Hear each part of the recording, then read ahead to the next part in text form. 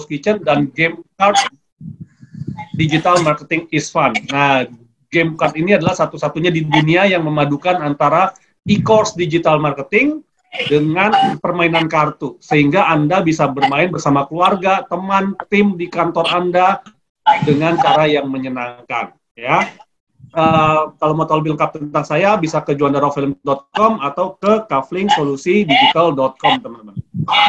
Nah, sebelum saya mulai, ini ada satu quote yang saya sangat senang sekali nih, ya. Dan ini saya pakai banget gitu ya di dalam dunia marketing, ya. Nah, quote ini ada dari Sun Tzu. Ya, Sun Tzu adalah seorang jenderal perang dari negeri China dalam bukunya The Art of War. Ya, Sun Tzu bilang seperti ini terjemahan bebasnya kurang lebih ya, versi saya. Kalau Anda mengetahui siapa musuh Anda dan siapa diri Anda, maka Anda tidak perlu takut akan hasil dari ratusan pertempuran. Tetapi jika Anda hanya mengetahui diri Anda, tetapi tidak mengetahui musuh Anda, maka di dalam setiap kemenangan yang diraih, Anda juga akan menderita kekalahan. Tetapi kalau Anda tidak mengetahui tentang siapa diri Anda dan siapa musuh Anda, maka Anda akan babak belur dalam setiap pertempuran. Nah, hubungannya dengan dunia marketing itu apa? Ya, kalau dunia marketing, saya selalu bilang kayak gini, teman-teman. Ya, kalau Anda tahu kehebatan, kekuatan produk Anda, dan Anda juga tahu siapa calon pembelinya, calon konsumennya, maka Anda nggak perlu takut mau jualan apapun pasti laris. Gitu ya. Tetapi kalau Anda ya hanya mengetahui, oh produk saya paling bagus, produk saya paling hebat, dan lain-lain, tetapi Anda tidak tahu siapa sih sebenarnya konsumennya, maka di dalam setiap penjualan Anda, ya akan ada penjualan, akan ada penolakan, seperti itu. Ya. Dan yang lebih parah nih, ya kalau Anda aja nggak tahu apa sih kehebatan produk Anda, dan Anda juga nggak tahu ya siapa sih konsumen Anda, ya udahlah, Anda ke laut aja gitu ya. Kenapa? Karena mau jualan apapun ya Anda pasti ditolak gitu. Orang Anda juga nggak tahu hebatnya apa, cuma kalau disuruh jualan, ya memang dari sononya begitu Pak. Ya itu mah udah ke laut aja. Ya orang-orang jualan kalau ngomong seperti itu udah ke laut aja. Udah nggak tahu kehebatan produknya, nggak tahu juga siapa konsumennya. Seperti itu. Nah, teman-teman saya yakin di sini semua pengen jadi juara ya. Nah ini saya ambil contoh juara dunia waktu Prancis juara dunia. Oke. Nah, untuk menjadi seorang juara, teman-teman, ya, kita nggak cukup hanya latihan, dan latihan. Kita nggak cukup hanya bersama-sama dalam satu grup dengan orang-orang hebat, gitu ya. Kita juga perlu yang namanya strategi. Nah, hari ini saya akan men-sharingkan tentang strategi yang saya buat, dan ini sudah saya trademarkkan, ya, jadi saya sudah daftarkan hakinya nih, teman-teman, dalam bentuk yang tadi, Game Card, ya, Game Card Digital Marketing is Fun. Nah, strategi saya sebut sebagai fun strategi. Nah, kenapa sih fun? Ya, sama seperti tadi Bu Ros ya, kan kalau kita terlihat bahagia, dan bahagia, gitu ya, itu hati tuh rasanya senang, gitu ya. Sama, gitu. Dalam kita berjualan, dalam kita digital marketing, ya kita juga harus fun, harus senang, harus bahagia gitu ya. Nah, tetapi bahagia di sini bukan cuma sekedar fun bahagia gitu. Tetapi ada kepanjangannya, teman-teman. Ya. Kepanjangannya F yang pertama adalah formation. Ya, F-nya adalah formation. U-nya adalah unique dan N adalah niche marketnya. Nah, apa sih fun itu? Kita bahas satu persatu, ya. Nah, formation, teman-teman. Dalam sebuah pertandingan, teman-teman, saya selalu ambil contoh pertandingan sepak bola karena saya hobi sepak bola, teman-teman. Ya, kalau misalnya saya coba mau tanya dulu nih sama teman-teman nih, ya, boleh tolong ditulis di kolom chat gitu ya. Siapa sih pemain sepak bola yang teman-teman kenal saat ini yang paling jago menurut teman-teman? Boleh tulis nggak di kolom chat? Wes langsung urus Ronaldo ya, baru kemarin kalah. Aduh, ya. Siapa lagi nih? Ronaldo ya. Ya, salah gitu ya. Messi dan lain-lain ya. Nah, banyak sekali pemain-pemain hebat ya teman-teman ya. Tapi pertanyaannya adalah, sehebat-hebatnya pemain tersebut, ya sehebat-hebatnya pemain tersebut, kalau dia bermain sendirian melawan 11 pemain lawan, babak belur juga dia teman-teman. Ya, baru lari sedikit, udah dioper bolanya kebobolan dia, gitu. Nah, oleh karena itu, mau dia Messi kek, mau dia Mbappe kek, mau dia Salah kek, mau dia Ronaldo kek, gitu ya. Kalau dia nggak punya tim dan formasi yang tepat, maka babak belur dia. Ya, contohnya kemarin, ya Manchester United lawan Watford yang nggak jelas gitu ya, tim bukan tim burem kalau saya bilang ya, bisa dibantai 4-1 ya. Nah, oleh karena itu teman-teman, sekelas Ronaldo pun, sekelas tim Manchester United pun memerlukan formasi yang solid ya, memerlukan formasi yang solid teman-teman. Nah, kalau kita ngomongin formasi teman-teman, dan kita ngomongin sepak bola, yang kita lihat pertama kali adalah ini ya, lapangannya. Nah, ya, lapangannya kalau misalnya berlumpur seperti ini teman-teman, kira-kira untuk bermain di sini nyaman apa enggak nyaman? Ya, boleh tolong dijawab, siapa yang nyaman bermain di kubangan lumpur seperti ini? Boleh ditulis di kolom chat teman-teman. Siapa yang merasa nyaman, siapa yang merasa tidak nyaman? Ya, nggak nyaman ya, nggak nyaman betul teman-teman. Ya, sama teman-teman. Ya, ketika kita berjualan, ya, ini saya sebutnya sebagai lapangan atau home base. Ya, lapangan atau home base. Mau Anda berjualan dimanapun, ya kita anggap lapangan ini seperti misalnya akun Instagram Anda. Lapangan ini seperti akun Facebook Anda. Lapangan ini seperti website Anda.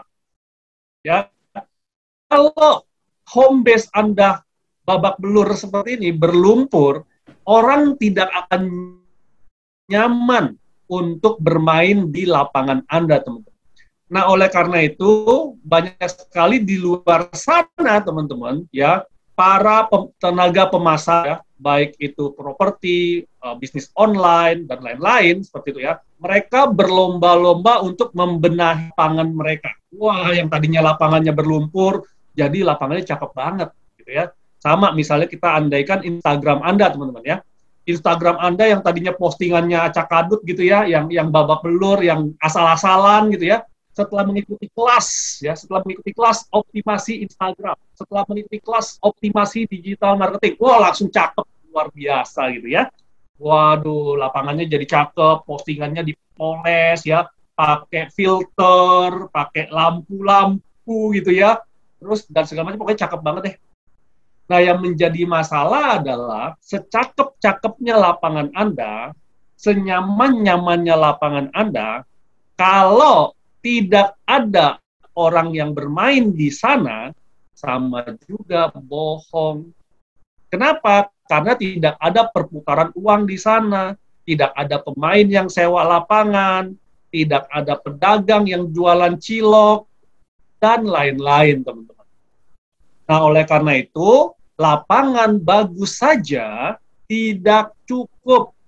Ya, lapangan bagus saja tidak cukup. Teman-teman butuh strategi dan formasi. Kenapa saya bilang tidak cukup? Karena ini teman-teman, ya, digital marketing itu seperti gunung es, ya, iceberg. Yang orang lihat itu yang atasnya doang tuh. Wih, followernya dia banyak loh. Wih, akun dia centang biru, verified. Wih, sekali dia post like-nya banyak. Wih, dia udah bisa jualan dan segala macam, udah dapat duit dari akunnya dia. Itu yang orang lihat, teman-teman.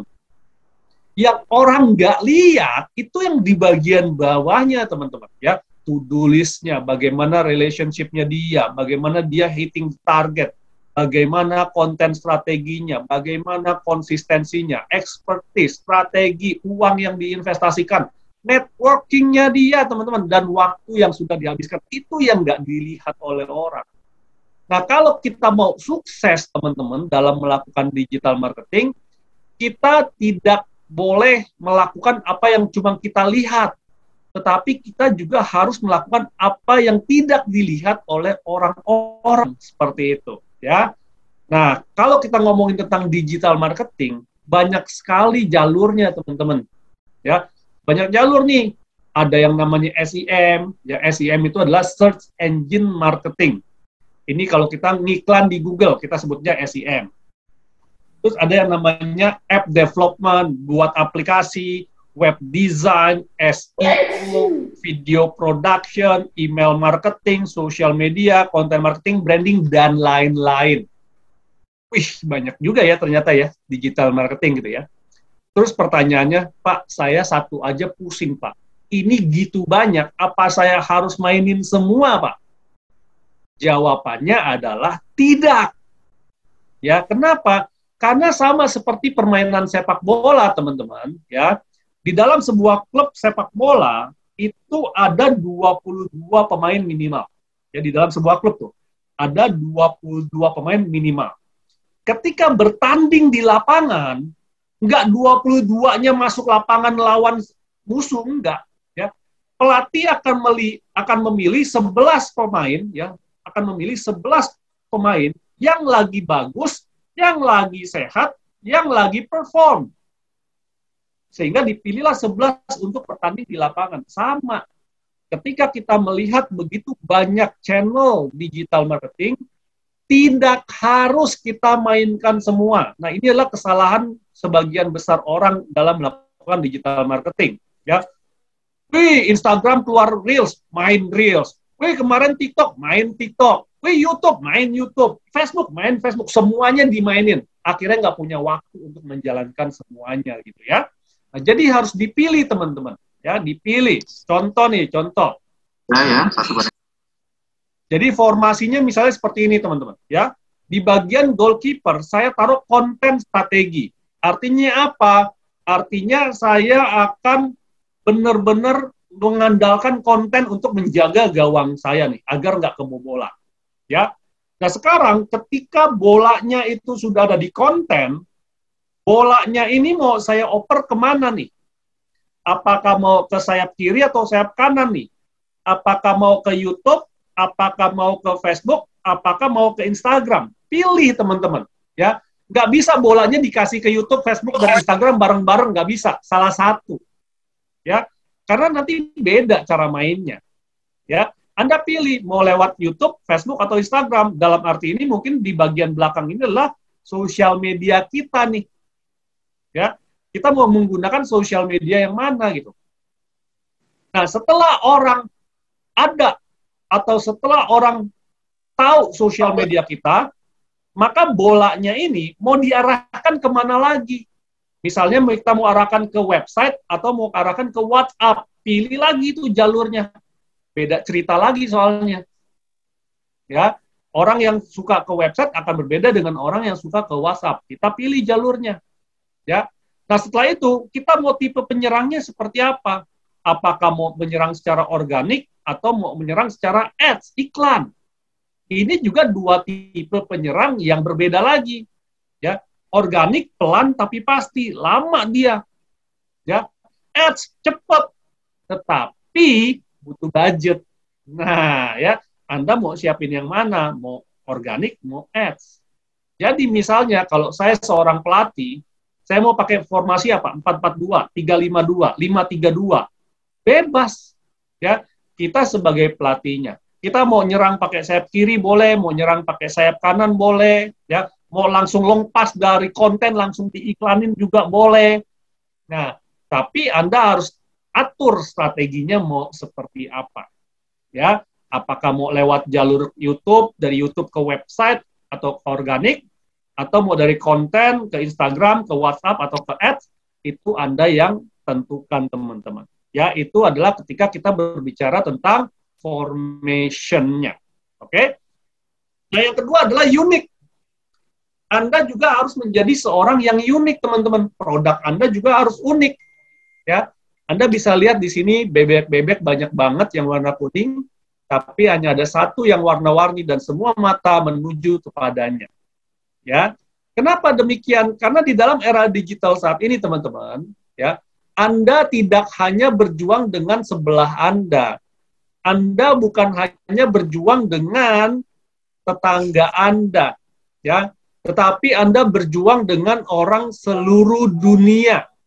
Ya, kita di sini property people, ya, orang-orang yang jualan properti, ya, berapa banyak agent properti yang memasarkan produk yang sama yang kita jual, gitu ya.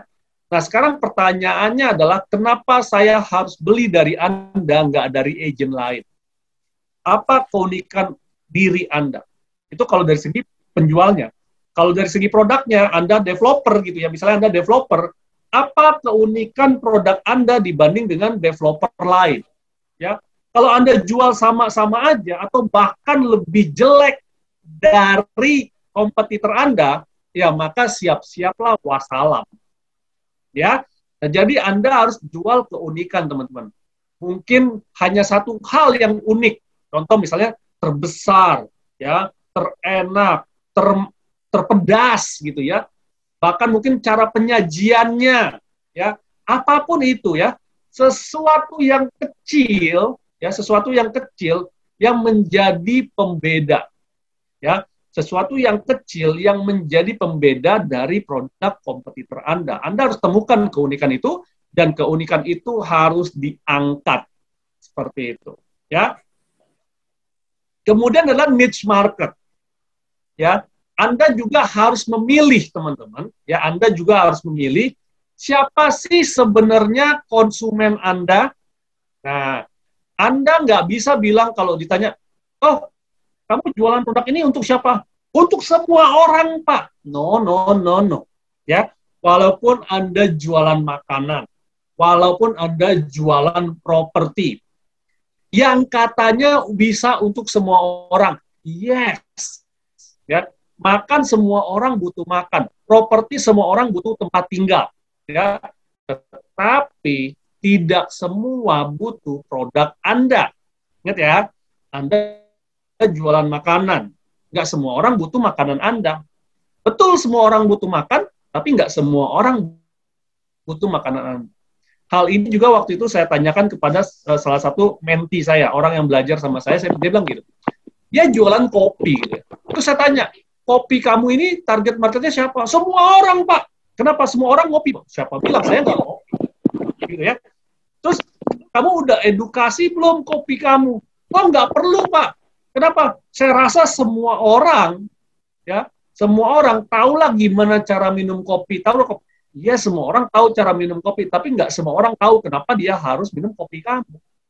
Nah, oleh karena itu, kamu harus mengedukasi mereka. Kamu harus memilih siapa-siapa. Karena kayak misalnya kopi aja banyak hal gitu ya. Ada kopi macam-macam, brand A, B, C, dan D ya. Ada kopi yang cuma 10.000, ada kopi yang 2.000, 5.000, ada kopi yang 50.000 gitu. Dan masing-masing punya pasarnya masing-masing.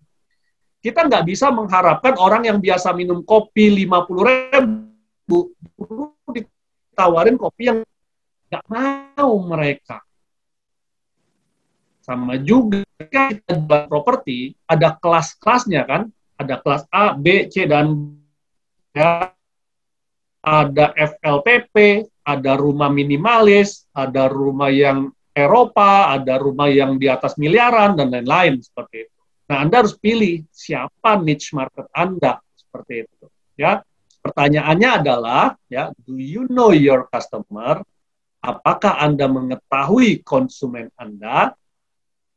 Nah, ini caranya, ya. Agar Anda bisa mengetahui siapa sih sebenarnya konsumen Anda, ada yang namanya disebut sebagai buyer persona, ya. Buyer persona ini adalah behavior, tingkah laku, sifat dari konsumen Anda, ya. Anda harus tahu tuh daily rutinnya mereka seperti apa sih, ya. Keseharian mereka, pain point, rasa sakit mereka apa sih kalau nggak dapetin produk Anda, ya. Bahasa yang digunakan, language, ya, jangan sampai misalnya Anda orang Batak ketemu pembeli orang Sunda, terus Anda ngomong bahasa Batak ya kepada orang Sunda, nggak ngerti ya. Kalau ngerti aja enggak, gimana mau terjadi transaksi? Sama halnya ketika Anda mau bermain di Instagram, tetapi pakai bahasa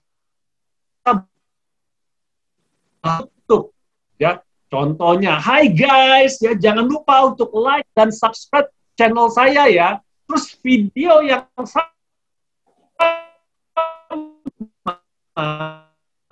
ya, video yang sama, Anda posting di Instagram, nggak ada, hai guys, like dan subscribe channel saya.